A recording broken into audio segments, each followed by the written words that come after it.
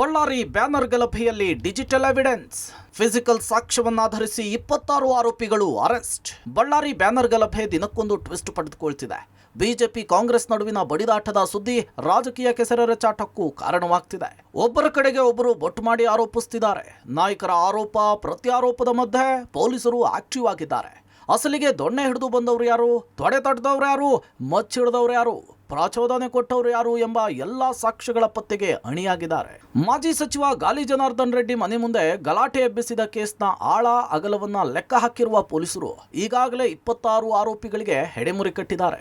ಇಡೀ ಪ್ರಕರಣಕ್ಕೆ ಸಂಬಂಧಪಟ್ಟಂತೆ ಪೊಲೀಸರು ಇನ್ವೆಸ್ಟಿಗೇಷನ್ ಚುರುಕುಗೊಳಿಸಿದ್ದು ಡಿಜಿಟಲ್ಲು ಫಿಸಿಕಲ್ ಸಾಕ್ಷ್ಯಗಳನ್ನು ಆಧಾರವಾಗಿಟ್ಕೊಂಡು ಈಗಾಗಲೇ 26 ಜನರನ್ನ ಲಾಕ್ ಮಾಡಿದ್ದಾರೆ. ಬಿಜೆಪಿಯ 33, ಕಾಂಗ್ರೆಸ್ನ 30ಕ್ಕೂ ಹೆಚ್ಚು ಜನರಿಗೆ ನೋಟಿಸ್. ಗಲಭೆಯಲ್ಲಿ ಭಾಗಿಯಾಗದಿದ್ದರೂ 39 ವಾರ್ಡ್ ಅನ್ವಯ ಲಿಸ್ಟ್. ಯಾವುದೇ ತಾರತಮ್ಯ ಮಾಡಿಲ್ಲ ಅಂತಿದ್ದಾರೆ ಬಳ್ಳಾರಿ ಪೊಲೀಸ್. ಬಳ್ಳಾರಿಯಲ್ಲಿ ಪೊಲೀಸ್ ಕೊಡ್ತಾ ಇರುವ ನೋಟಿಸ್ನಲ್ಲೂ ಪಾಲಿಟಿಕ್ಸ್ನ ಆರೋಪ ಕೇಳಿಬಂದಿದೆ. ಬಿಜೆಪಿಯ 33, ಕಾಂಗ್ರೆಸ್ನ 30ಕ್ಕೂ ಹೆಚ್ಚು ಜನರಿಗೆ ವಿಚಾರಣೆಯ ಬಿಸಿ ತಟ್ಟುವ ಸಾಧ್ಯತೆ ಇದೆ. ಬಿಜೆಪಿಯ ಜನಾರ್ದನ್ ರೆಡ್ಡಿ, ಸೋಮಶೇಖರ್ ರೆಡ್ಡಿ, ಶ್ರೀರಾಮುಲು, ಮಾಜಿ ಶಾಸಕ ಸುರೇಶ್ ಬಾಬು, ರೆಡ್ಡಿ ಆಪ್ತ ಅಲಿ ಖಾನ್ ಸೇರಿದಂತೆ 33 ಜನರಿಗೆ ನೋಟಿಸ್ ಸರ್ವಾಗಿದೆ. ಬ್ಯಾನರ್ ಗಲಭೆಗೆ ಸಂಬಂಧಪಟ್ಟಂತೆ ಈಗಾಗಲೇ ಬಳ್ಳಾರಿಯ ತಹಸೀಲ್ದಾರ್ ಅವರಿಂದ ಒಟ್ಟು ಗಲಭೆಯಲ್ಲಿ ಭಾಗಿದ್ದಂಥ 60ಕ್ಕೂ ಹೆಚ್ಚು ಜನರಿಗೆ ಇದೀಗ ಸೆಕ್ಷನ್ 107 ಅಡಿಯಲ್ಲಿ ನೋಟಿಸ್ಗಳನ್ನು ಕೂಡ ಕೊಟ್ಟಿರುವಂಥ, ಅದರಲ್ಲೂ ಪ್ರಮುಖವಾಗಿ ಬಿಜೆಪಿಯ ಜನಾರ್ದನ್ ರೆಡ್ಡಿ, ಶ್ರೀರಾಮುಲು, ಸೋಮಶೇಖರ್ ರೆಡ್ಡಿ ಮತ್ತು ಸುರೇಶ್ ಬಾಬು ಸೇರಿದಂತೆ ಒಟ್ಟು ಬಿಜೆಪಿಯ 33, ಅದರ ಜೊತೆಗೆ ಕಾಂಗ್ರೆಸ್ನ 34 ಜನರಿಗೆ ಈಗಾಗಲೇ ನೋಟಿಸ್ ಅನ್ನು ಕೊಡೋದ್ರ ಮೂಲಕ ನೀವು ತಕ್ಷಣದಿಂದಲೇ ವಿಚಾರಣೆಗೆ ಹಾಜರಾಗಬೇಕು ಅನ್ನುವಂಥ ಮಾತುಗಳನ್ನು ಕೂಡ ಹೇಳಿದ್ರು. ಅಂದ್ರೆ ಇದರಲ್ಲಿ ಯಾರ್ಯಾರು ಕಟ್ಟಿಗೆಗಳನ್ನು ಹಿಡಿದುಕೊಂಡಿದ್ರು, ಕಲ್ಲುಗಳನ್ನ ಹಿಡಿದುಕೊಂಡಿದ್ರು ಮತ್ತು ಗಲಾಟೆಗೆ ಪ್ರಚೋದನೆಯನ್ನು ಕೊಟ್ಟಿದ್ರು, ಅವೆಲ್ಲವನ್ನೂ ಕೂಡ ವಿಡಿಯೋ ದೃಶ್ಯಾವಳಿಗಳನ್ನು ಆಧರಿಸಿ ಅವರು ಈಗಾಗಲೇ ಒಂದು ಡ್ರಾಫ್ಟ್ ಅನ್ನು ಕೂಡ ರೆಡಿ ಮಾಡಿ ಇಟ್ಕೊಂಡಿರುವಂಥದ್ದು. ಅದರ ಆಧಾರದ ಮೇಲೆ ಅಂದ್ರೆ ದೃಶ್ಯಾವಳಿಗಳ ಆಧಾರದ ಮೇಲೆ ಐಡೆಂಟಿಫಿಕೇಶನ್ ಮಾಡೋದ್ರ ಮೂಲಕ ಒಂದಿಷ್ಟು ಜನರಿಗೆ ನೋಟಿಸ್ ಕೊಡುವಂಥ ಕೆಲಸವನ್ನ ಇದೀಗ ಪೊಲೀಸರು ಮಾಡ್ತಾ ಇದ್ದಾರೆ. ಹೀಗಾಗಿ ಬಿಜೆಪಿ ಮತ್ತು ಕಾಂಗ್ರೆಸ್ನ ಎರಡೂ ಕಡೆಯವರಿಗೂ ಸಹಿತ ಅಂದ್ರೆ 60ಕ್ಕೂ ಹೆಚ್ಚು ಜನರಿಗೆ ಈಗಾಗಲೇ ನೋಟಿಸ್ ಅನ್ನು ಕೊಟ್ಟು ವಿಚಾರಣೆಗೆ ಹಾಜರಾಗುವಂತೆ ಈಗಾಗಲೇ ಸೂಚಿಸಲಾಗಿದೆ. ಆದರೆ ಯಾರ್ಯಾರು ಗಲಭೆಯಲ್ಲಿ ಭಾಗಿಯಾಗಿದ್ರು ಅವರೆಲ್ಲರಿಗೂ ಕೂಡ ಇದೀಗ ಒಂದು ರೀತಿಯಿಂದ ಭಯ ಶುರುವಾಗಿದೆ. ಅಂದ್ರೆ ಆರಂಭದಲ್ಲಿ ಗಲಾಟೆಯಲ್ಲಿ ಭಾಗಿಯಾಗಿದ್ರು, ಕಲ್ತೂರಾಟ ಮಾಡಿದ್ರು, ಕಟ್ಟಿಗೆಯಿಂದ ಒಡೆದಾಡ್ಲಿಕ್ಕೂ ಕೂಡ ಮುಂದಾಗಿದ್ರು. ಇದೀಗ ದಕ್ಷ ಪೊಲೀಸ್ ಅಧಿಕಾರಿಗಳನ್ನ ಬಳ್ಳಾರಿ ಜಿಲ್ಲೆಗೆ ನೇಮಕ ಮಾಡಿರೋದ್ರಿಂದ ಗಲಾಟೆಯಲ್ಲಿ ಭಾಗಿಯಾಗಿದ್ದಂತ ಎಲ್ರಿಗೂ ಕೂಡ ಇದೀಗ ಒಂದು ರೀತಿಯಿಂದ ಭಯ ಶುರುವಾಗಿದೆ. ಹೀಗಾಗಿ ಪೊಲೀಸರು ಕೂಡ ತನಿಖೆಯನ್ನು ಈಗಾಗಲೇ ತೀವ್ರಗೊಳಿಸಿದ್ದಾರೆ. ಇನ್ನು ಗಲಭೆಯಲ್ಲಿ ಭಾಗಿಯಾಗಿದ್ದ ಬಳ್ಳಾರಿ ನಗರದ ಮುಂಚೂಣಿ ಬಿಜೆಪಿ ಕಾರ್ಯಕರ್ತರಿಗೂ ಪೊಲೀಸರು ನೋಟಿಸ್ ಕೊಟ್ಟಿದ್ದಾರಂತೆ. ಈ ಗಲಭೆಯಲ್ಲಿ ಭಾಗಿಯಾಗದಿದ್ರು 39 ವಾರ್ಡ್ಗಳ ಅನ್ವಯ ಲಿಸ್ಟ್ ಮಾಡಿ ಟಾರ್ಗೆಟ್ ಮಾಡಿದ್ದಾರೆ ಅಂಥೇಳಿ ಬಿಜೆಪಿ ನಾಯಕರುಗಳು ದೂಷಿಸುತ್ತಿದ್ದಾರೆ. ಆದರೆ ಪೊಲೀಸರು ಮಾತ್ರ ವಿಡಿಯೋ ದೃಶ್ಯವನ್ನು ಆಧಾರವಾಗಿಟ್ಕೊಂಡು 107 ಸೆಕ್ಷನ್ ಅಡಿ ನೋಟಿಸ್ ಕೊಡಲಾಗಿದೆ, ಇದರಲ್ಲಿ ಯಾವುದೇ ತಾರತಮ್ಯ ಇಲ್ಲ, ಪೊಲೀಸ್ ಮೂಲಗಳು ಸ್ಪಷ್ಟಪಡಿಸಿವೆ. ಇನ್ನು ಗಲಭೆಯಲ್ಲಿ ಭಾಗಿಯಾಗಿರುವ ಬಹುತೇಕರು ಬಂಧನದ ಭೀತಿಯಿಂದ ಎಸ್ಕೇಪ್ ಆಗಿದ್ದಾರಂತೆ. ಆ ಗಲಾಟೆನಲ್ಲಿ ಅವ್ನು ಬಾಟಲ್ ಎಸೆದಿರಲಿ ಮನೆ ಮೇಲೆ, ಅವನು ವಾಪಸ್ ತಿರುಗಿ ಹೋಗೋ ಟೈಮ್ನಲ್ಲಿ ಹಿಂದೆಯಿಂದ ಸ್ಟ್ರೈಟ್ ಅವೇ ಫೈರ್ ಮಾಡಿದ್ರು. 2 ಘಟನೆಗಳಿಲ್ಲಿ ನಡೆದಿರುವಂಥದ್ದು. 7 ಗಂಟೆಗೆ 7:15 ನಡುವೆ ಸತೀಶ್ ರೆಡ್ಡಿ ಸಾಕಷ್ಟು ರೌಡಿಗಳನ್ನ ಕರ್ಕೊಂಡು ಬಂದು ಮನೆ ಮೇಲೆ ಕಲ್ಲು ತೂರಾಟ, ಬಾಟಿಲ್ಸ್, ನನ್ನ ಮೇಲೆ ಬುಲೆಟ್ಗಳನ್ನ ಹಾರಿಸಿರುವಂಥದ್ದು, ಇದೆಲ್ಲವುದು ಒಂದು ಘಟನೆ. ಎರಡನೇದು ಬಂದು ಭರತ್ ರೆಡ್ಡಿ 9 ಗಂಟೆಗೆ ತಾನು ಸಾವಿರಾರು ಮಂದಿನ ಕರ್ಕೊಂಡು ಬರೋದಕ್ಕೆ ಆ ಘಟನೆಯಲ್ಲಿ ಪ್ರೀ ಪ್ಲಾನ್ಡ್ ಆಗಿ ಅವರ ಪ್ರಮುಖ ಕಾರ್ಯಕರ್ತರನ್ನ ಯಾರನ್ನಾದ್ರೂ ಚಂದ್ರಶೇಖರ್ ಆ ಹುಡುಗನ ಕೊಲೆ ಮಾಡಿಬಿಡ್ಬೇಕಂತ ಪ್ಲಾನ್ ಮಾಡಿದ್ರು. ದೇವರು ಆಯುಷ್ ಬಹಳ ಗಟ್ಟಿಯಾಗಿ ಕೊಟ್ಟಿದ್ದಾನೆ, ಅವನು ಬದುಕಿದ್ದಾನೆ. ಸೊ ಭರತ್ ಜೊತೆ ಬಂದಿರುವಂತ ರಾಜಶೇಖರ ರೆಡ್ಡಿನ ಇವರು ಕೊಲೆ ಮಾಡಿಸಿದ್ದು. ಭರತ್ ರೆಡ್ಡಿ ಇರುವಂತ ಅವನ ಸಮಕ್ಷಮದಲ್ಲೇ ಇದು ನೇರವಾಗಿ ಕೊಲೆನೇ ಆಗಿರುವಂತದ್ದು, ಇದರಲ್ಲಿ ಎರಡನೇ ಮಾತೇ ಇಲ್ಲ. ಸೊ ಹಾಗಾಗಿ ಭರತ್ ರೆಡ್ಡಿನ ತಕ್ಷಣ ಬಂಧನ ಮಾಡಬೇಕು. ಗಲಭೆ ನಿಯಂತ್ರಿಸುವಲ್ಲಿ ಪೊಲೀಸ್ ವೈಫಲ್ಯ, ಡಿಜಿಪಿ ಸಲೀಂಗೆ ಎಡಿಜಿಪಿ ಹಿತೇಂದ್ರ ರಿಪೋರ್ಟ್. ಬಳ್ಳಾರಿಯಲ್ಲಿ ಬ್ಯಾನರ್ ಗಲಾಟೆ ನಿಯಂತ್ರಿಸುವಲ್ಲಿ ಪೊಲೀಸರು ಫೇಲ್ ಆಗಿದ್ದಾರಂತೆ. ಡಿಜಿಪಿ ಸಲೀಂಗೆ ಎಡಿಜಿಪಿ ಹಿತೇಂದ್ರ ವರದಿ ಸಲ್ಲಿಸಿದ್ದು ಅದರಲ್ಲಿ ಪೊಲೀಸರ ವೈಫಲ್ಯದ ಬಗ್ಗೆ ಸ್ಪಷ್ಟವಾಗಿ ಉಲ್ಲೇಖಿಸಿದ್ದಾರೆ. ಈ ಹಿನ್ನೆಲೆಯಲ್ಲಿ ಘಟನೆ ನಡೆದ ದಿನವೇ ಜಿಲ್ಲಾ ಪೊಲೀಸ್ ವರಿಷ್ಠಾಧಿಕಾರಿ ಪವನ್ ವರ್ಗಾವಣೆ ಮಾಡಲಾಗಿತ್ತು. ಇದರ ಬೆನ್ನಲ್ಲೇ ಕಟಿಯಾರ್ ಕೂಡ ವರ್ಗಾವಣೆ ಮಾಡಲಾಗಿದೆ.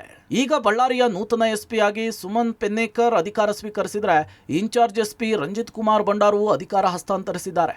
ಎಸ್ಪಿ ಸುಮನ್ ಅವರಿಗೆ ಎಎಸ್ಪಿ ರವಿಕುಮಾರ್ ಹೂಗುಚ್ಛ ಕೊಟ್ಟು ವೆಲ್ಕಮ್ ಮಾಡಿಕೊಂಡಿದ್ದಾರೆ. ನೂತನ ಎಸ್ಪಿಗೆ ಪೊಲೀಸರು ಗೌರವ ಸಲ್ಲಿಸಿದ್ದಾರೆ. ಸದ್ಯ ಚಾರ್ಜ್ ತೆಗೆದುಕೊಂಡ ಕೂಡಲೇ ಎಸ್ಪಿ ಸುಮನ್ ಅಧಿಕಾರಿಗಳ ಸಭೆ ಕರೆದಿದ್ದಾರೆ. ಇಡೀ ಘಟನೆಯ ಬಗ್ಗೆ ಹಿರಿಯ ಅಧಿಕಾರಿಗಳಿಂದ ಮಾಹಿತಿ ಪಡೆದು ಎಸ್ಪಿ ಸುಮನ್ ಗಲಭೆ ನಡೆದ ಸ್ಥಳಕ್ಕೂ ಭೇಟಿ ಕೊಡುವ ಸಾಧ್ಯತೆ ಇದೆ. ಇದೇ ವಿಚಾರಕ್ಕೆ ಪ್ರತಿಕ್ರಿಯೆ ಕೊಟ್ಟಿರುವ ಐಜಿ ಹರ್ಷ, ನಮ್ಮಲ್ಲೇ ಒಳ್ಳೆ ಅಧಿಕಾರಿಗಳಿದ್ದು ಕೆಲಸ ಮಾಡ್ತಾರೆ, ನಾನು ಮಾಹಿತಿ ಪಡೆದು ಪ್ರಕರಣದ ಕುರಿತು ಕ್ರಮ ಕೈಗೊಳ್ತೇನೆ ಅಂತ ತಿಳಿಸಿದ್ದಾರೆ. ಕಾನೂನುಬದ್ಧವಾದ ನಿಷ್ಪಕ್ಷಪಾತವಾದ ಹಾಗೂ ಒಂದು ಕಾನೂನು ಸುವ್ಯವಸ್ಥೆಯ ಭದ್ರವಾದ ಒಂದು ಬುನಾದಿ ಏರ್ಪಡಿಸುವಂತ ಸೂಚನೆಗಳನ್ನ ನಮ್ಮ ಹಿರಿಯ ಅಧಿಕಾರಿಗಳು ಸರ್ಕಾರ ನೀಡಿದ್ದಾರೆ. ನಮ್ಮಲ್ಲಿ ಸಕ್ಷಮ ಅಧಿಕಾರಿಗಳಿದ್ದಾರೆ, ಮಾಡ್ತಾರೆ. ಮುಂಬರುವ ದಿನಗಳಲ್ಲಿ ನಮ್ಮ ಅಧಿಕಾರಿಗಳೊಂದಿಗೆ ಕೂಲಂಕಷವಾಗಿ ಪ್ರತಿಯೊಂದು ಘಟನೆಯ ಬಗ್ಗೆ ಮಾಹಿತಿ ಪಡೆದು ಕೆಲವು ಪ್ರಕರಣಗಳ ತನಿಖೆ ಕುರಿತು ಸಹ ನಾನು ಮಾಹಿತಿ ಸಂಗ್ರಹಿಸಿ ಕೈಗೊಳ್ಳಬೇಕಾದ ಕ್ರಮಗಳನ್ನ ಬಹಳ ಕಟ್ಟುನಿಟ್ಟಾಗಿ, ನಿಷ್ಪಕ್ಷಪಾತವಾಗಿ, 100ಕ್ಕೆ 100 ಕಾನೂನುಬದ್ಧವಾಗಿ ಮಾಡ್ತೇವೆ. ಬಳ್ಳಾರಿ ಗಲಭೆ ಪ್ರಕರಣವನ್ನ ಸಿಬಿಐಗೆ ನೀಡಲ್ಲ, ನಮ್ಮ ಪೊಲೀಸರೇ ಸಮರ್ಥರಿದ್ದಾರೆ ಎಂದ ಗೃಹ ಸಚಿವ. ಬಳ್ಳಾರಿ ಗಲಭೆ ಪ್ರಕರಣವನ್ನ ಸಿಬಿಐ ಕೊಡೋ ವಿಚಾರಕ್ಕೆ ಸಂಬಂಧಿಸಿದಂತೆ ಗೃಹ ಸಚಿವ ಡಾಕ್ಟರ್ ಜಿ ಪರಮೇಶ್ವರ್ ಪ್ರತಿಕ್ರಿಯೆ ಕೊಟ್ಟಿದ್ದಾರೆ. ಬೆಂಗಳೂರಿನಲ್ಲಿ ಮಾತನಾಡಿದ ಅವರು, ನಮ್ಮ ಪೊಲೀಸರಿಗೆ ತನಿಖೆ ಮಾಡೋ ಸಾಮರ್ಥ್ಯ ಇದೆ, ನಮ್ಮ ಪೊಲೀಸರು ಯಾವುದೇ ಪರಿಸ್ಥಿತಿಯನ್ನು ನಿಭಾಯಿಸ್ತಾರೆ. ಅವರಿಂದ ಇದರ ತನಿಖೆ ಆಗಲ್ಲ ಅನ್ನುವ ಸಂದರ್ಭ ಬಂದಾಗ ಸಿಬಿಐ ತನಿಖೆ ಮತ್ತೊಂದು ಅಂತ ನೋಡಬಹುದು. ಆದರೆ ನಾವು ಇಂತಹ ಯಾವುದೇ ಪ್ರಕರಣಗಳನ್ನು ಸಿಬಿಐಗೆ ಕೊಡಲ್ಲ, ಈ ಹಿಂದೆ ಕ್ಯಾಬಿನೆಟ್ನಲ್ಲಿ ತೀರ್ಮಾನ ಮಾಡಿದ್ದೇವೆ ಅಂತ ಹೇಳಿ ಸ್ಪಷ್ಟನೆ ಕೊಟ್ಟಿದ್ದಾರೆ. ನಮ್ಮ ಪೊಲೀಸ್ ಇಲಾಖೆ ಇನ್ವೆಸ್ಟಿಗೇಷನ್ ಮಾಡೋದರಲ್ಲಿ ಸಾಮರ್ಥ್ಯ ಇದೆ ಅವರಿಗೆ. ಅದು ಒಂದು ವೇಳೆ ಆಗಲಿಲ್ಲ, ಅವ್ರ ಕೈಲಿ ಆಗೋದಿಲ್ಲ ಅಂತ ಅನ್ನುವಂಥ ಸಂದರ್ಭ ಬಂದರೆ ನಾವು CBI ಮತ್ತೊಂದು ಅನ್ಬೋದು. ಆದರೆ ನಾವು ಯಾವುದೇ ಇಂಥ ಕೇಸ್ಗಳನ್ನ CBI ಕೊಡೋದಿಲ್ಲ ಅಂತ ಕೂಡ ಕ್ಯಾಬಿನೆಟ್ಟಲ್ಲಿ ನಿರ್ಧಾರ ಮಾಡಿದ್ದೇವೆ. ಸೆಲೆಕ್ಟಿವ್ ಆಗಿ ನಾವು ತೀರ್ಮಾನ ಮಾಡ್ತೀವಿ. ಒಂದು ವೇಳೆ ಯಾವುದೋ ಕೋರ್ಟಿನ ಆದೇಶ ಬರುತ್ತೆ ಅಥವಾ ಮತ್ತೊಂದು ಸನ್ನಿವೇಶ ಬರುತ್ತೆ, ಅಂಥ ಸಂದರ್ಭದಲ್ಲಿ ನಾವು ಕನ್ಸಿಡ್ರೇಷನ್ ಮಾಡ್ತೀವಿ. ಕ್ಯಾಬಿನೆಟ್ಟಲ್ಲಿ CBIಗೆ ಯಾವುದೇ ಈ ರೀತಿ ಕೇಸ್ಗಳನ್ನೆಲ್ಲ ಕೊಡಬಾರ್ದು ಅನ್ನೋ ತೀರ್ಮಾನನ ನಾವು ಮಾಡಿದ್ದೇವೆ. ಆಮೇಲೆ ಅದರ ಅಗತ್ಯತೆ ಇಲ್ಲ. ಬಳ್ಳಾರಿ ವಿಚಾರದಲ್ಲಿ HDK DKಶಿ ಟಾಕ್ ವಾರ್, ಕುಮಾರಸ್ವಾಮಿಗೆ DK Shivakumar counter. Ballari banner ಗಲಾಟೆ HDK DKಶಿ ಮಧ್ಯೆ ಟಾಕ್ ವಾರ್ಗೆ ಕಾರಣವಾಗಿದೆ. DCM DK ಶಿವಕುಮಾರ್ ಅಧಿಕಾರಿಗಳ ಸಭೆ ನಡೆಸಿದ್ದು ಯಾಕೆ ಅಂಥೇಳಿ ಕೇಂದ್ರ ಸಚಿವ HD ಕುಮಾರಸ್ವಾಮಿ ಪ್ರಶ್ನೆ ಮಾಡಿದ್ದಾರೆ. ಇದಕ್ಕೆ ಕೌಂಟರ್ ಕೊಟ್ಟಿರುವ DK ಶಿವಕುಮಾರ್, ನಾನು CM ಆಗದೇ ಇರಬಹುದು, ಆದರೆ ನಾನು ಕುಮಾರಸ್ವಾಮಿಗಿಂತಲೂ ಹೆಚ್ಚು ಅನುಭವ ಹೊಂದಿದ್ದೇನೆ ಅಂಥೇಳಿ ಗುಡುಗಿದ್ದಾರೆ. ರಾಜ್ಯದ ಉಪಮುಖ್ಯಮಂತ್ರಿಗಳು ಗೃಹ ಇಲಾಖೆನೂ ಅವರೇ ನಡೆಸ್ತಾ ಇದ್ದಾರೆ ಏನೋ ಗೊತ್ತಿಲ್ಲ ನನಗೆ. ಏಕೆಂದರೆ ನಿನ್ನೆ ದಿನ ಬಳ್ಳಾರಿನಲ್ಲಿ ಮೃತಪಟ್ಟಂಥ ಕುಟುಂಬಕ್ಕೆ ಭೇಟಿ ಕೊಟ್ಟು ನಂತರ ಪೊಲೀಸ್ ಇಲಾಖೆ ಅಧಿಕಾರಿಗಳ ಸಭೆ ನಡೆಸ್ತಾರೆ.